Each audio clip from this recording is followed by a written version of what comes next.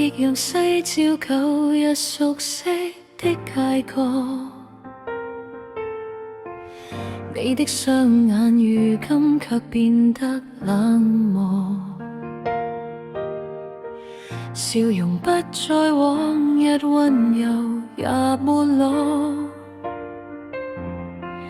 距離漸遠，剩下無言的隔膜。我問自己到底做錯什麼？這段情分難道沒法有結果？放開雙手，你不願與我觸摸，近在咫尺心，卻隔了一條河。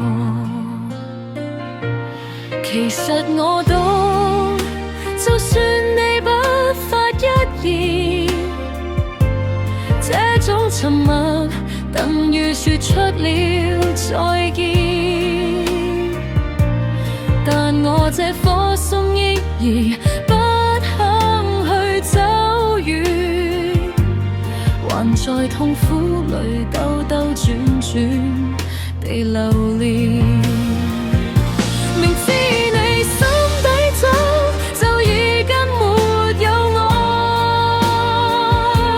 所有舊回憶亦極速地褪色過。但我太執迷，錯下去又算什麼？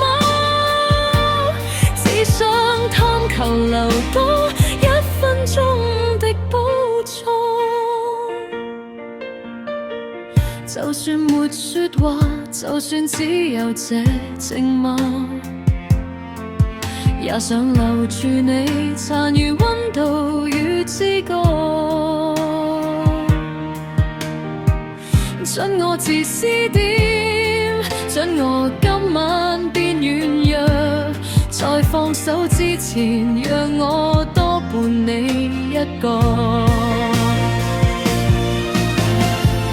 你看向遠方，那裏沒有我等待。我們這故事已經化作了塵埃，